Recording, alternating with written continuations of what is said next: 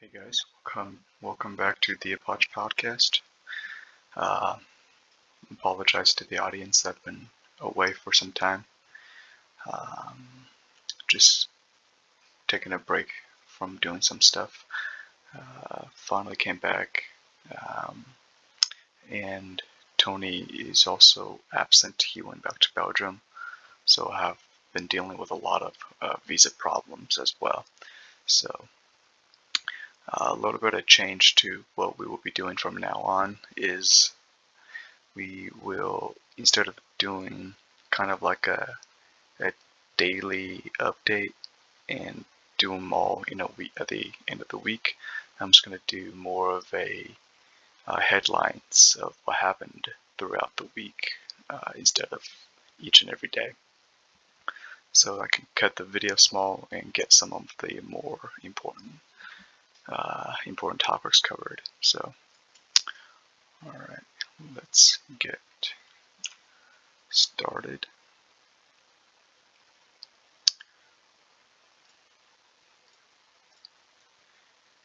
Let's see if this works. Okay. So I believe this is covering for the past week or so. So this is probably one of the deadlier attack in recent weeks. So this is the missile attack on the Chernihiv city. I believe that is on the northern of Kiev, because I think Chernivtsi is on the southern side of Kiev, on below. So this is northern. I'd say this is probably maybe 500 kilometers below Chernobyl. But it is a very, very deadly attack. So at least 7 people died, including a 6-year-old girl, and 130 injured after a Russian missile hit a central square. So Saturday strike in a city close to the Russian border and far from the front lines. So this is one of the quieter city. I don't know if it's quieter, but definitely not a frontline city like Donetsk and Bakhmut area. The girl that was killed died from her injuries in the hospital.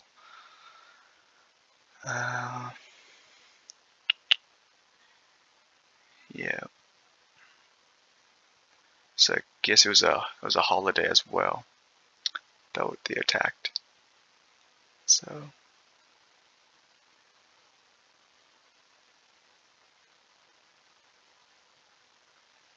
center of the city, Polytechnic University of Theater. Okay.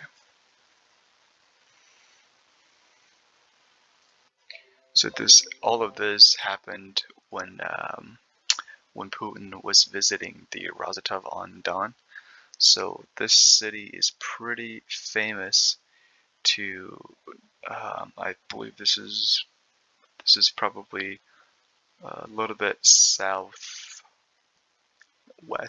of Moscow. So this was a focal point of the Wagner military group short-lived rebellion. So Wagner Group had a little bit of a run-in in this city. I believe they had military occupying the 1 million citizen strong. All right, let's move on to the next one.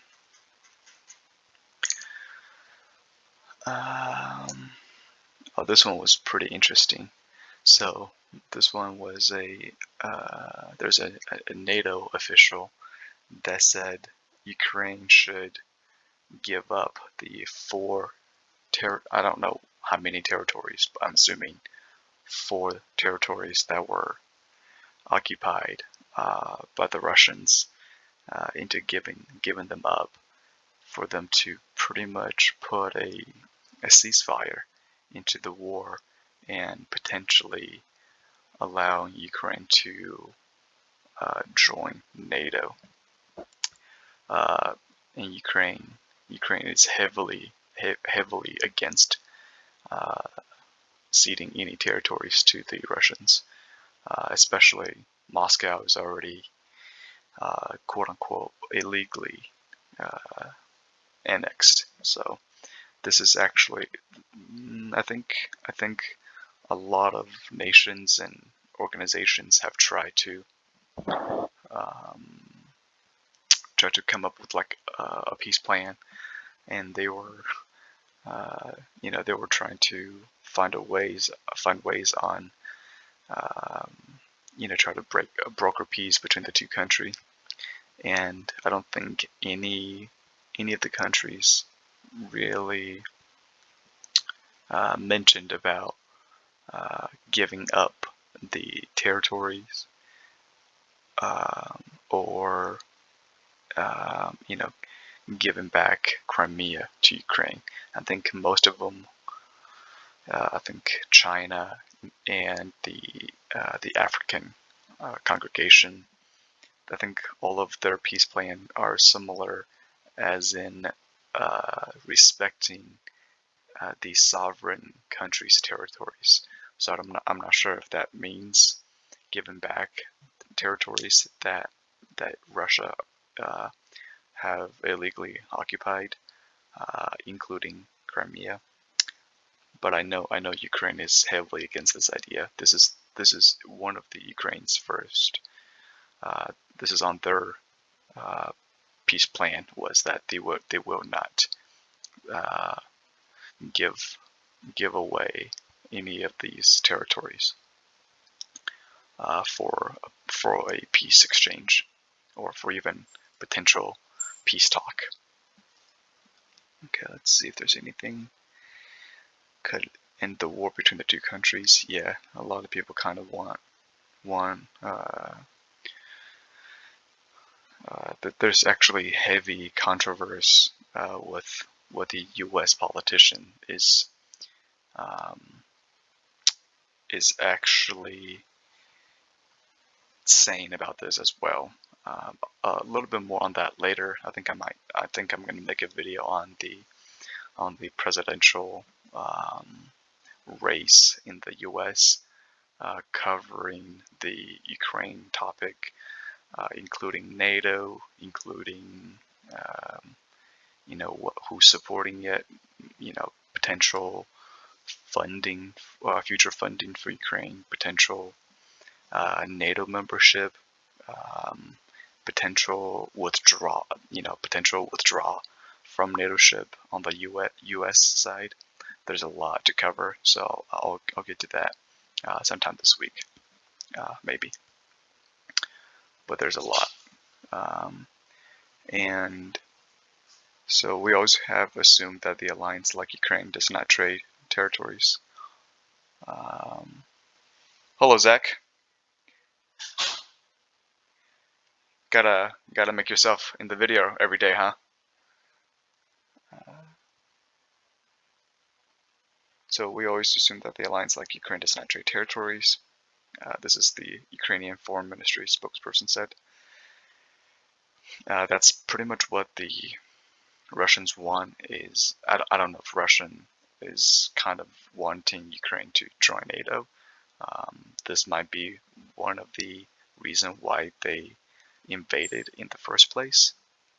But every time I've seen something, it mentions something about Putin is blaming the West for the war in Ukraine. I'm not really sure what that means, besides the involvement of NATO. So Arendelle, someone in Norway mentioned this. So this is something new.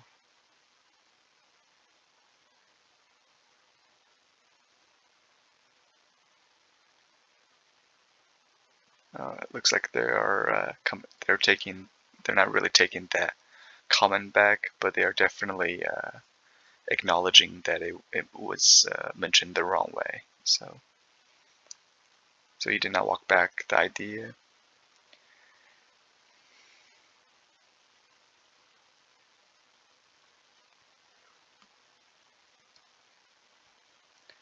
stressing NATO members remain behind Ukraine. There was a summit in Vilnius, Lithuania, for potential talks on NATO membership for Ukraine. But unfortunately, that kind of ended as in, just talks, as always. Nothing really concrete. All right, next one. So Russian ruble hits lowest level since early in the war. This is actually, I don't think it's the lowest. I'll show you in the next slide here. Okay, so this is what it is right now. This is about 100th cent of a dollar. I think that's the math. And if you look at the beginning of the war, which is February 24 or so, it's a little bit higher. So after the war, it dropped down to 75th hundredths of a, I'm not sure if that's a hundredth or 1,000th of a dollar. I think that's 75,000th of the dollar, which is really, really low. But it's definitely on a downward trend right now. So 1 USD to, yeah, so less than 100 ruble now. It went up a little bit, probably just this week or so, but it's definitely on a downward trend. But yeah, so it's probably going to go back to some point, go back down pretty significantly. The U.S. sanctions is definitely hitting them in the books. So okay, let's go back to this. Reaches lowest since early weeks of the war. Okay, and hitting on their energy export.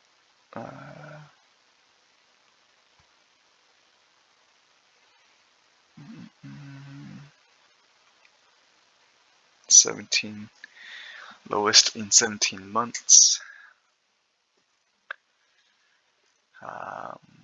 So this is pretty important, especially with the BRICS summit that is also happening this week. So BRICS stands for Brazil, Russia, India, China, and South Africa, I believe. They're hosting a summit going on right now. I'll get to that here in a little bit. I have that in the slide as well. There's the ruble. Okay. So this is pretty cool to see. So Netherlands and Denmark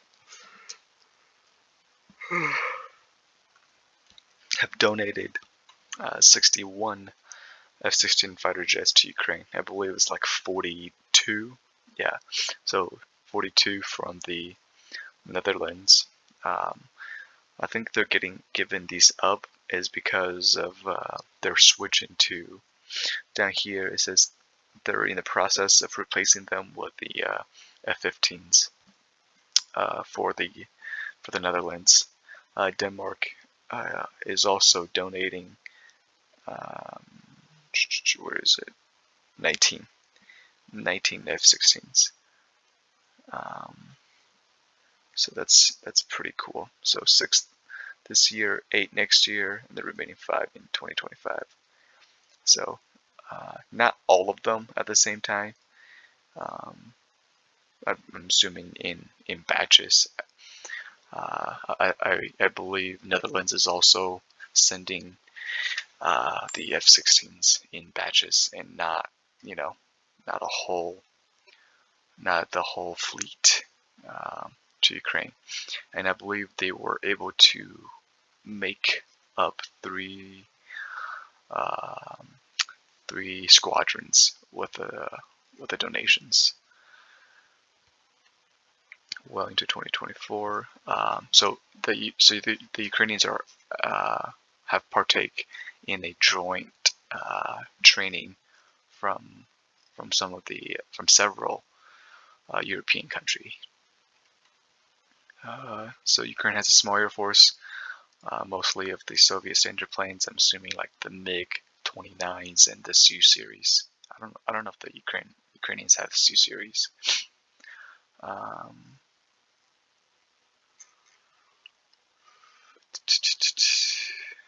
Yeah, so Ukraine have been asking for this specific jet for a while. So it's nice to see that the European countries is decided to donate some.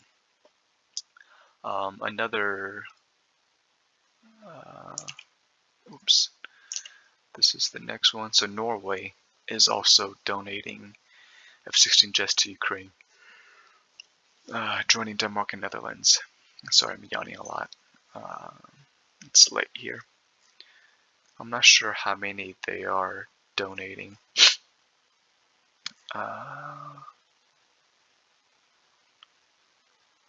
So retired 57 F-16s and sold, or agreed to sell 32 of them to NATO ally.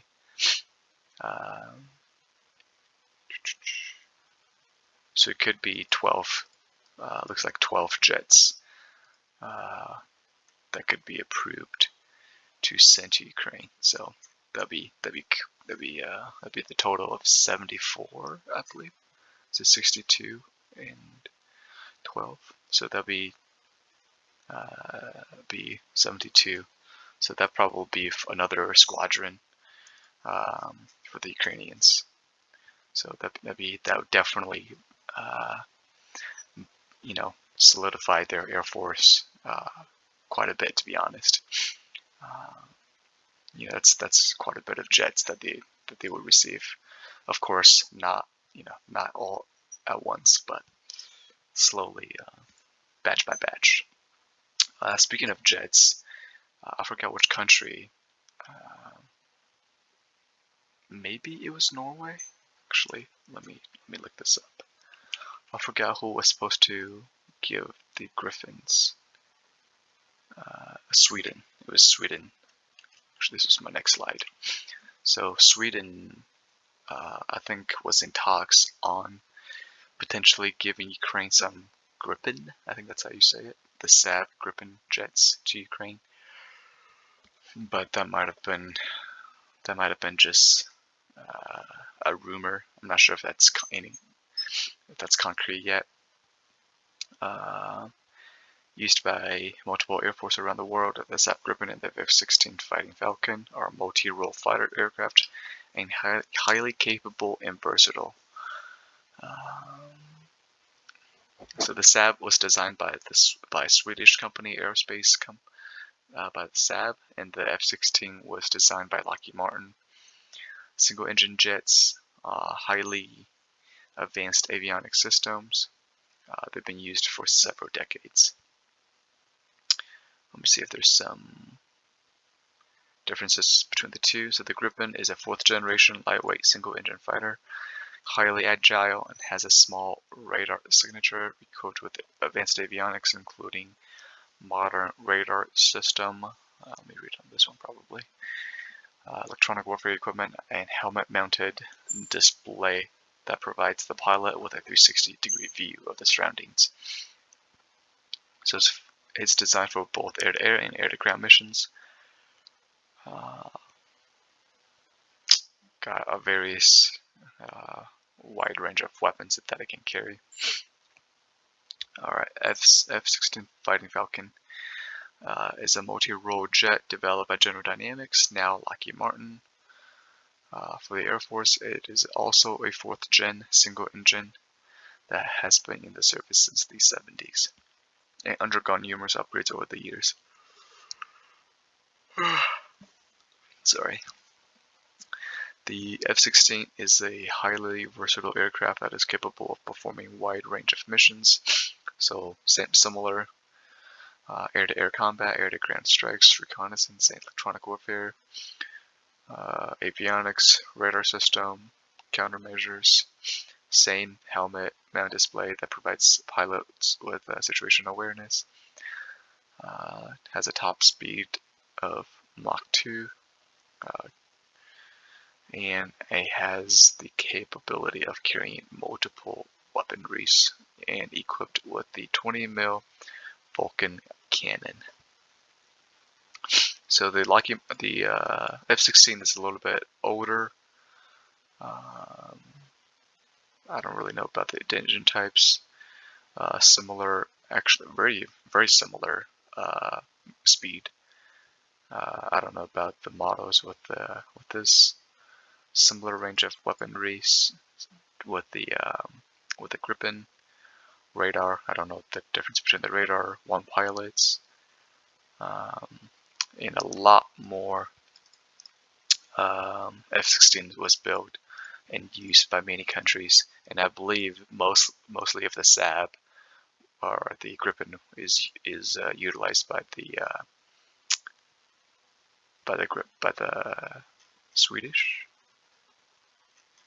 Sweden, right? I think. I don't know who made it. Yeah, Sweden.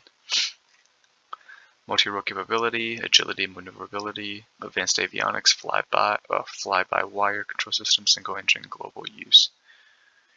Oh, I guess they are being used by every country or a lot of different countries.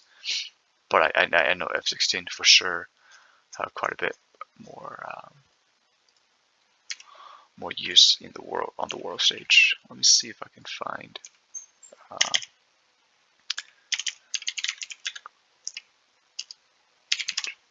Let's see what jets they currently are using.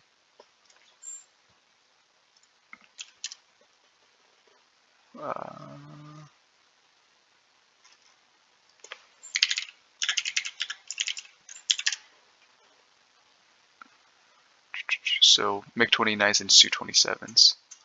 So MiG-29 versus F-16. Maybe this a little bit.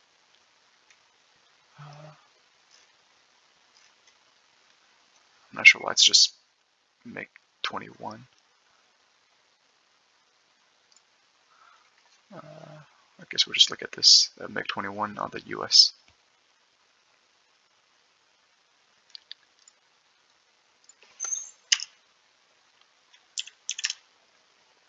Maybe this a little bit better. Okay. Let me see if they have a fast. So the MiG-29 has an advanced, blah blah blah. Yep. So F-16 is known for its advanced weapon. Okay. So all of this is the same. In conclusion, have their strengths and weaknesses regarding.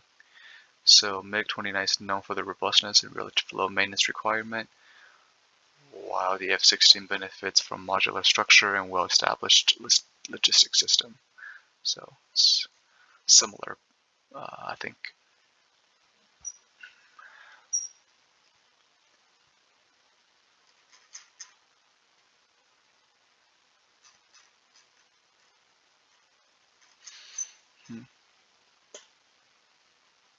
Okay. BRICS Summit. So BRICS Summit is happening, I believe, in the past week on Tuesday. Of course, Russian President Putin did not show up at the summit. It's in South Africa. Because South Africa partakes in the International Criminal Court, so that means there's an arrest warrant issued by the ICC for Putin, and the South Africa would be obligated to arrest Putin when if he touches land, but looks like he won't be visiting. Instead, he had a pre-recorded video for the audience for the BRICS Summit, and Putin is trying to win allies on the international stage, because he's kind of Russia is pretty isolated on the world stage, of course, except for um, countries like North Korea and Iran and maybe China, but China is kind of trying to stay neutral, but probably not. All right, so I believe this past week, U.S. issued a travel advisory for Belarus as level 4, which is the highest level shared between, I think, Ukraine and Russia and some other countries as well. It's the highest level, of course, means they recommend you as in do not travel, and potential dangerous and threat. And the reason why U.S. is telling Americans to leave Belarus is because of the Wagner buildup on the Belarus and Polish border. I think after the Wagner rebellion went to the ground, a lot of them was seeking or I guess were exiled to Belarus. They were training the Belarusian military and provoking the Polish, I think the Polish army at the border. So,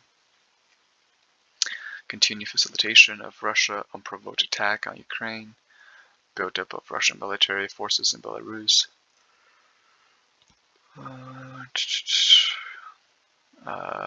I think some of the Lithuanian, I think 2 out of 6 Lithuanian border closed as in retaliation.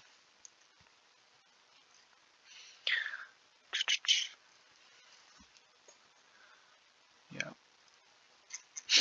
Okay. There's a lot of news on Wagner this week. Some juicy news. So this is probably the biggest news of the week. So exactly 2 months of the Wagner rebellion, the day of, I believe the Wagner chief Yevgeny Prigozhin and 9 or maybe 10 of his closest buddies aborted a private aircraft and I believe just started tumbling down from the airspace. Of course, everyone on board was dead. So Prigozhin's private jet apparently crashed on a routine flight from Moscow to St. Petersburg just after 3 p.m. local time. There were a lot of doubts and hesitance on if the news was true. I think it was either today or yesterday, Russia confirmed, DNA confirmed that Prigozhin is dead, amongst the several other with him on the craft with Dmitry Yutkin. So, of course, second in command is also dead. So pretty much,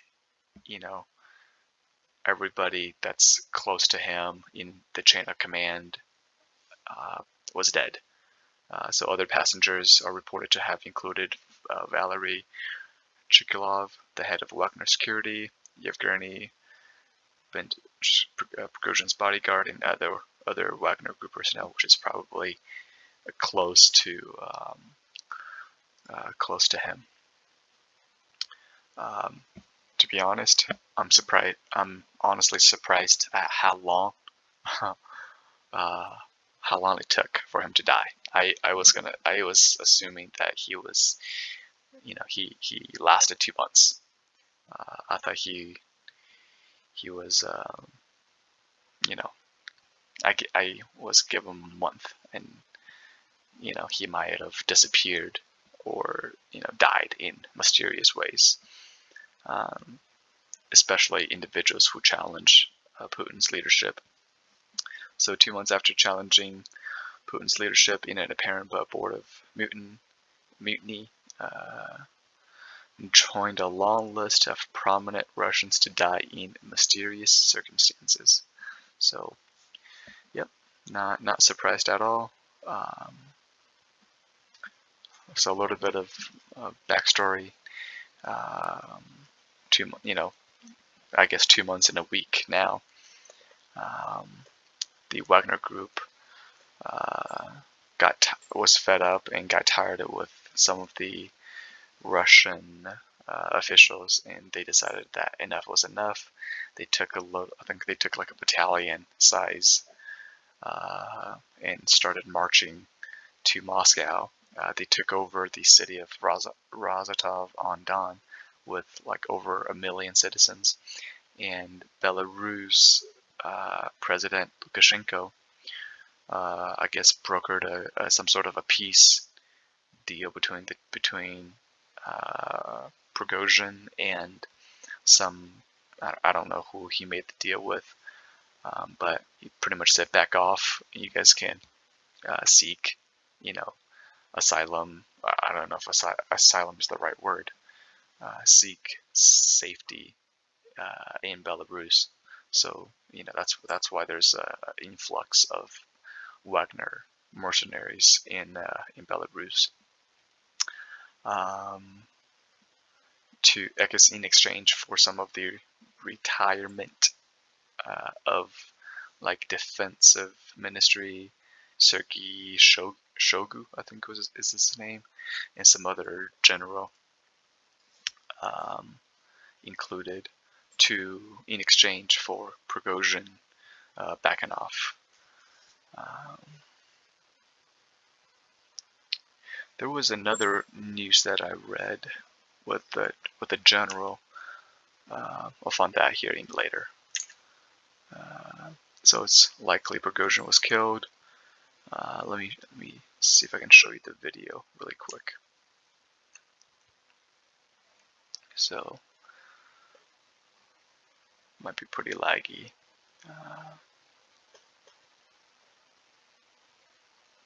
So I guess that the plane was kind of flying. I think I saw some smoke trails. I just started skydiving, nosedive, kind of lopsided in one way or the other. I guess the pilot was trying to maintain control. There were some rumors that it was shot down by a Russian defense system, but who knows? So yeah, 10 people dead. So Prigozhin plus 9 others. An explosion on board brought down the aircraft in Russia. Pentagon openly said that I believe Prigozhin was killed. Yep.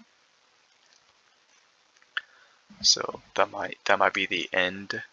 I don't think that'd be the end of Wagner Group, to be honest. They're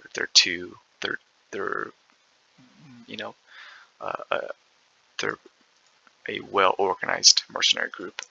Actually, me and Tony, I believe we ran into some. Okay, let me see if I've got another one. Nope, so I guess that's all I have for the day. Let me look up the general Russian general Prigozhin.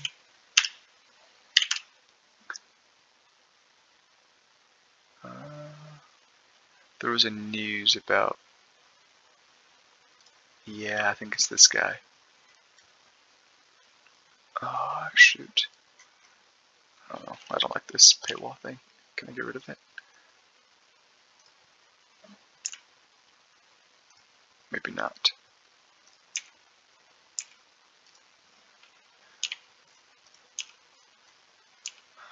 No, I can't get rid of it.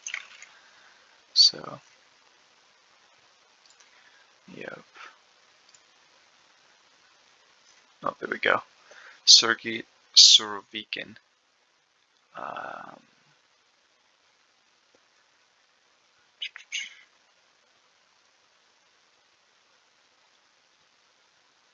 I think this is the. I'm trying to think of the general's name that was like the something something, like the Reaper of Syria or something like that. Russian general, Syria general, maybe.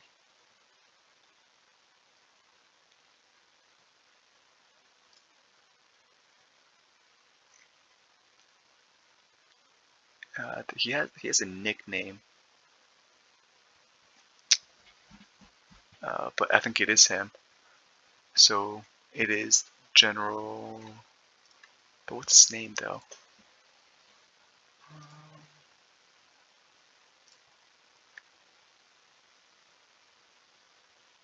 Sergei Surovikin. Maybe he has a nickname.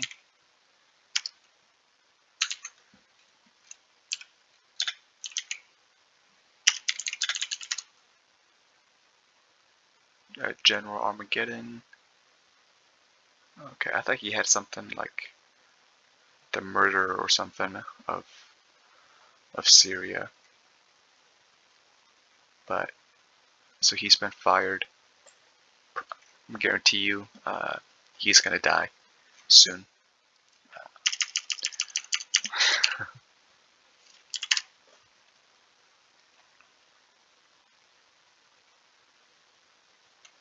The Butcher of Syria. That's right. So, Russian General Sergei Surovikin. This guy is nasty. So yeah, that's the. I think he pulled him out of Syria to lead the war in Ukraine. So, Butcher of Syria, or I guess Armageddon also is another name. But yeah, he's I believe he's fired now. So he has not been seen in public since June 23rd to 24th, blah blah blah. Yep, since the Wagner Group sent its men towards Moscow. One of the enduring mysteries surrounding rebellion. Yeah, he's shocking. I'm not sure if he was seen in public lately. I guess he's dismissed this week. But yeah, I hope that. So that'll cover the news for this week. Like I said, I might be covering the presidential information this week as well. It might hurt some feelings. It's very very sensitive topic, so very political. But I hope you guys like the new style of reports. Yeah, thank you guys for tuning in to the Apache Podcast, and I will see you sometime next week.